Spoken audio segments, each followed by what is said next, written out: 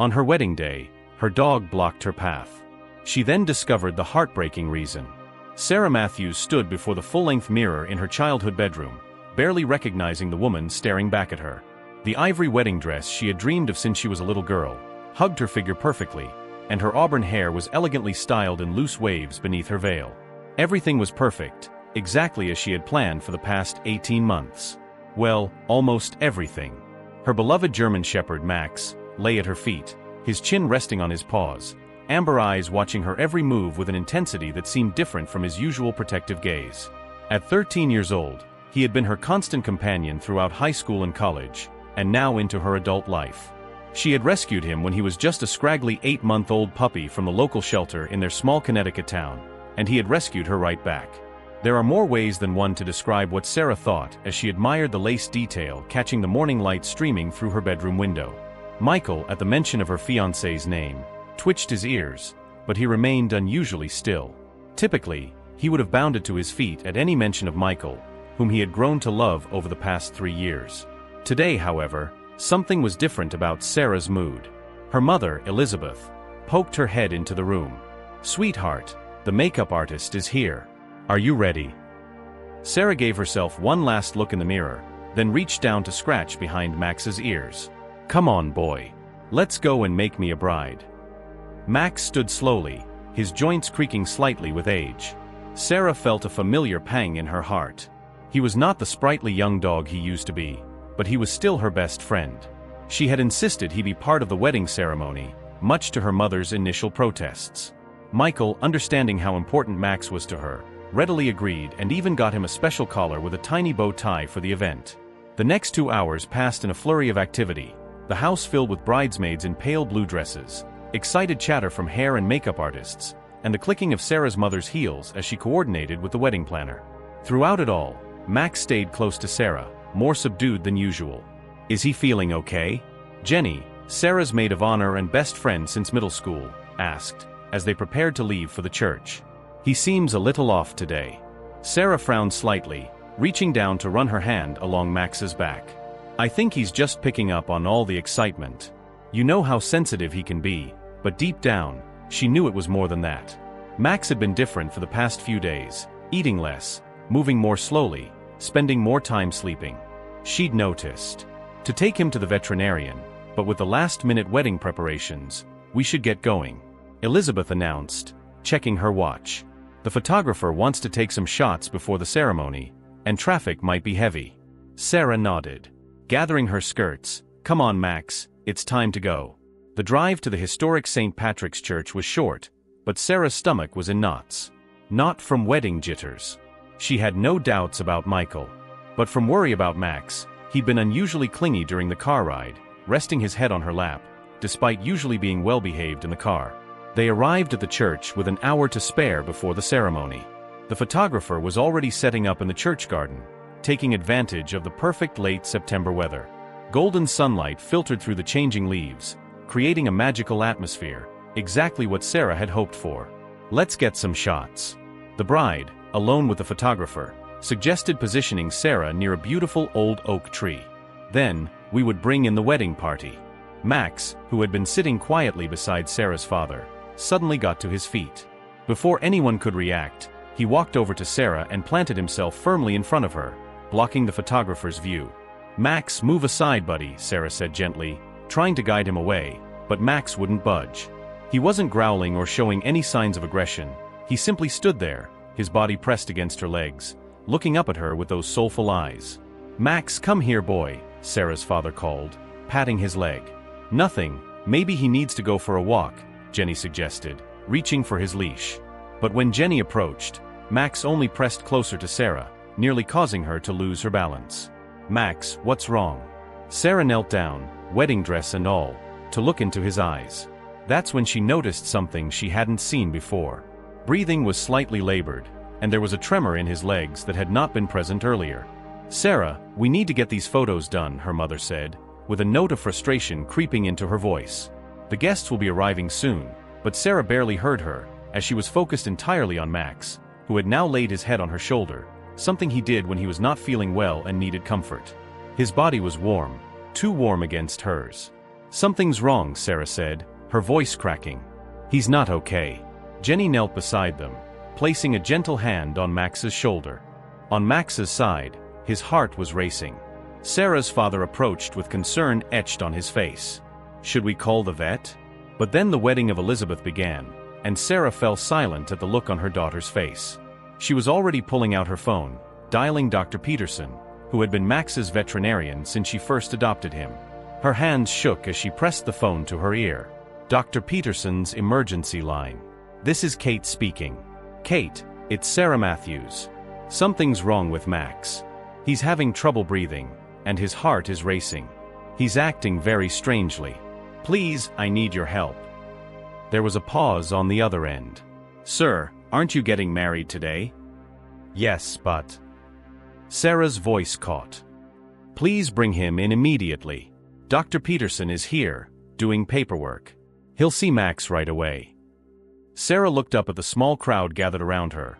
Her parents, Jenny the photographer, the wedding planner, who was now talking urgently into her headset. Finally, her eyes met. Her father's father, he said firmly. I'll call Michael and explain. Jenny can drive you, but Sarah Matthews' father said, using the tone that always meant business when she grew up. That dog has been by your side through everything.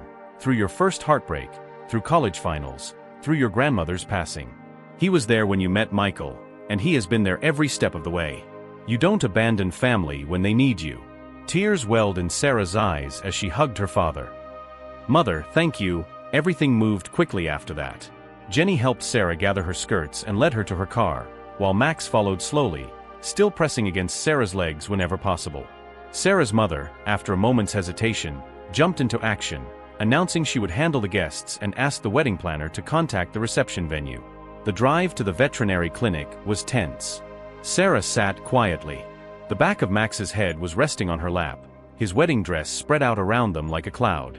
She kept one hand on his chest, monitoring his breathing, while the other stroked his gray muzzle. She remembered when she first got him. Jenny asked, clearly trying to distract herself. He was such a handful, despite her worries. Sarah smiled slightly. He ate my favorite pair of shoes the first week, and my mom's gardening gloves, and that awful hat my aunt gave me for Christmas, the one with plastic fruits on it. He did you a favor. They arrived at the clinic in record time. Dr. Peterson was waiting at the door, his eyes widening slightly at the sight of Sarah in her wedding dress, but saying nothing as he helped Max into the examination room. It seemed to take forever. Sarah paced the small room, her dress rustling with each turn, while Jenny sat quietly in a chair, occasionally checking her phone and updating others. Finally, Dr. Peterson returned, his face grave. Sarah, please sit down. The words you don't want to hear as a pet owner made your knees weak. Jenny was immediately at your side, helping you to a chair. Max has developed a heart condition, Dr. Peterson explained gently. From the tests we have just run, it appears he is in the early stages of heart failure. The stress and excitement of today likely exacerbated his symptoms. Sarah felt as if all the air had been sucked from the room, but he was fine. Just a few days ago, these conditions can progress rapidly, especially in older dogs. The fact that he is 13, well, he has already exceeded the average lifespan for his breed. He has been trying to tell you something was wrong, the only way he knew how, by not leaving your side. Sarah whispered, understanding dawning as she blocked him from walking away. Dr. Peterson nodded. Dogs are incredibly intuitive. He knew he needed help, and you are the one he trusts most in the world. What can we do? We can start him on. It is important to note that medication will not cure the condition, but it can help manage symptoms and make the patient more comfortable. However, given the severity of the condition and the patient's age, we are likely looking at months rather than years. Sarah, feeling the tears she had been holding back finally spill over, squeezed her friend's hand. I need to stay with him, she said firmly. Jenny, you don't understand. When I adopted Max, I made him a promise. I promised him that he would never be alone when he needed me. I promised to be there for him like he has always been there for me. She looked down at her wedding dress and then back at the doctor. Can we start the treatment now? The next hour was a blur of activity. The doctor administered the first round of medication while explaining the treatment plan in detail. Sarah sat on the floor next to Max's bed, her wedding dress spread around her like a protective shield. Protective cocoon, listening intently and taking notes on her phone, while the outside world continued to spin. Jenny coordinated with Sarah's parents and Michael's family. The guests at the church were informed of a family emergency and the reception was postponed. Sarah's phone buzzed with a text from him. How is he? She had been so focused on Max that she hadn't even thought about how Michael would react to all of this. With trembling fingers, she typed, "Not good. Heart failure. I'm sorry about the wedding." 3 dots appeared immediately, then, "Don't apologize. I'm on my way." 20 minutes later, the clinic door opened, and Michael walked in, still in his tuxedo. His best man, Kevin, right behind him. Sarah looked up from her place beside Max, makeup streaked with tears, hair falling out of its careful arrangement, wedding dress wrinkled beyond repair. "I'm so sorry," she began, but Michael was already crossing the room, kneeling. Next to her on the floor, he said softly, wiping a tear from her cheek. "Remember what I said when I proposed. I said I wanted to marry you because you have the biggest heart of anyone I have ever met. Because you love deeply and without reservation. How could I be angry at you?" As fresh tears spilled down Sarah's cheeks, he continued speaking. Michael firmly stated that the wedding could wait. All the fancy venue, perfectly planned timeline, none of that mattered. What mattered was that they were together. He reached out to scratch Max's ears, and the old dog's tail thumped weakly against the floor. "Actually," Kevin spoke up from where he stood with Jenny. "We might have an idea." Jenny nodded enthusiastically. "We've been making some calls. The minister said he would be happy to come here. Your parents are on board. It wouldn't be the wedding you planned, but we could get married here." Sarah looked around the examination room, then down at Max, who was watching her with the same loving eyes that had won her heart 13 years ago. "Really, only if you wanted to." Michael said, "We can also wait and reschedule everything." "No," Sarah interrupted, a watery smile spreading across her face. "This is perfect. Max has been there for everything. An important moment in our relationship was when we met for the first time at the park.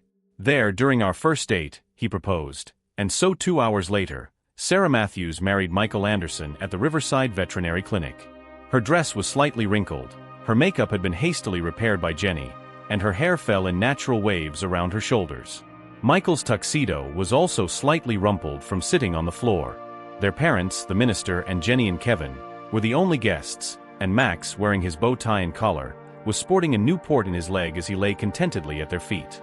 Dr. Peterson and his staff watched discreetly from the doorway, wiping away tears, as the minister pronounced them husband and wife.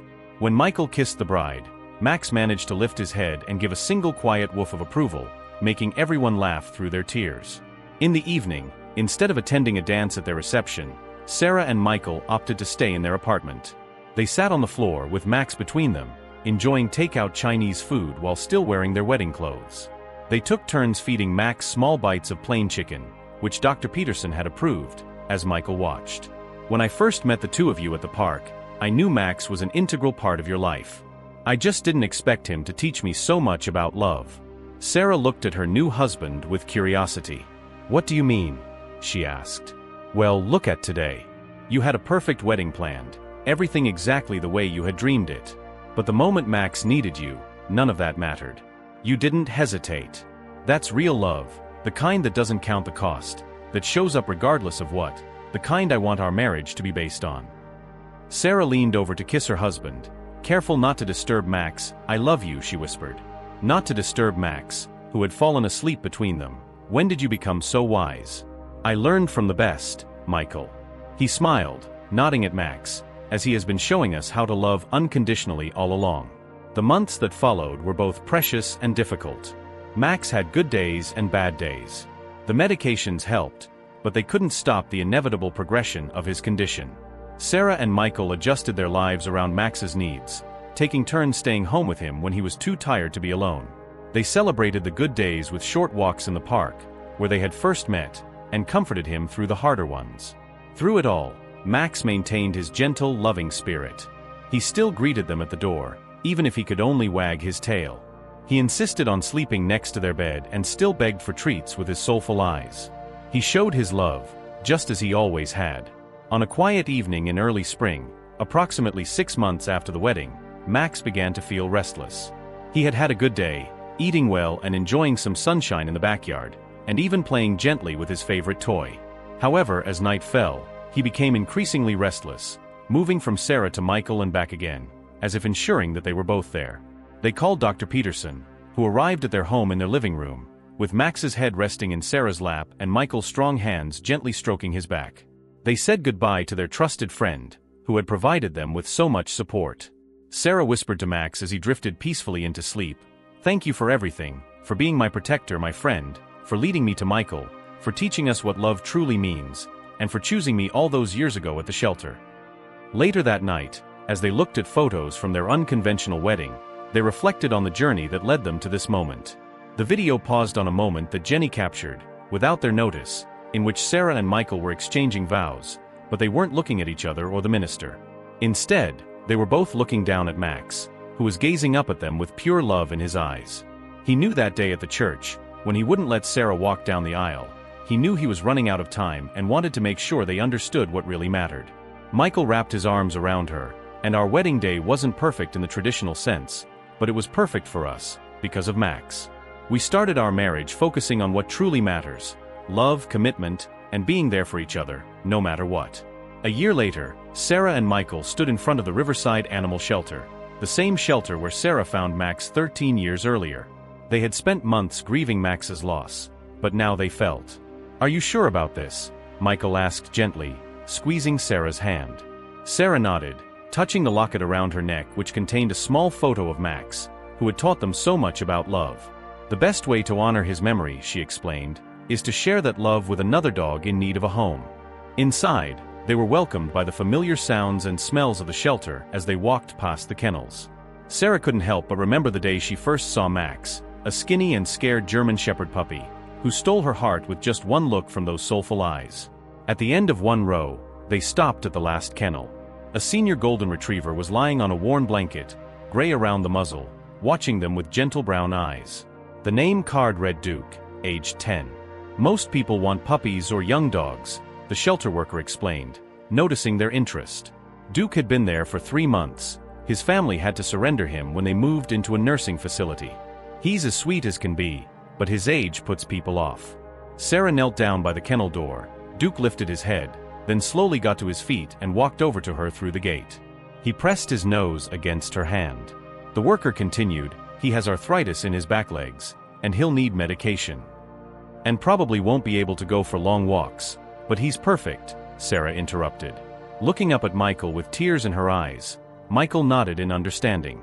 That evening, Duke settled into their home as if he had always been there.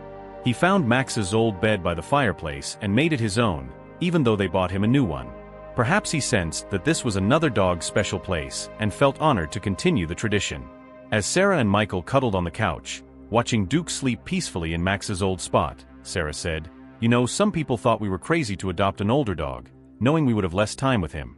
Michael smiled, pulling her closer. "But we know better, don't we? Max taught us that it's not about the quantity of time, it's about the quality of love. Thanks to him, we learned that sometimes, the most beautiful love stories don't follow a perfect plan." Sarah rested her head on his shoulder. His shoulder watched as Duke dreamed. His paws twitched slightly. Max's last gift to us was not just showing us what mattered on our wedding day, it was teaching us that love is worth any sacrifice, any pain. That's why we can open our hearts to Duke now, even knowing we'll have to say goodbye sooner than we'd like, and look at what he's already given us in return. Michael nodded towards Duke, who had woken up and was gazing at them with pure contentment. He's helping us honor Max's memory by continuing the cycle of love. As they got ready for bed that night, Duke followed them upstairs and settled into the same spot where Max used to sleep, right next to Sarah's side of the bed, as she drifted off to sleep. Sarah could have sworn she felt 2 dogs watching over her, one a presence she could touch, and one a beloved memory that would live in her heart forever. Years later, Sarah and Michael would tell their children the story of their love. The wedding day was not a tale of failed plans, but rather a beautiful lesson in love, loyalty, and what truly matters in life.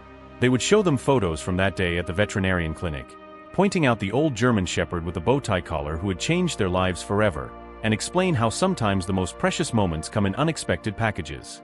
Through it all, they kept their promise to live with the kind of love Max had taught them: unconditional, unwavering, and always ready to put what matters most ahead of any perfect plans. In their living room, next to their wedding photos, they hung a simple plaque that read, "Sometimes, love means changing your perfect plans." Perfection lies not in the path we intended to take, but in the hearts that guide us home. Below it, Max's collar, with its tiny bow tie, hung alongside Duke's, symbols of the capacity for love, learning and growth, even through challenges, loss and change. And on each anniversary, instead of celebrating with elaborate dinners or fancy parties, Sarah and Michael would visit the animal shelter, bringing donations and spending time with the older dogs, like Duke, who were still waiting for someone to look past their gray muzzles and see the love they have to give. This was Max's greatest legacy, teaching them that love in all its forms is worth embracing, worth sacrificing for, and most importantly, worth sharing, no matter what unexpected forms it might take or how little time you might have together.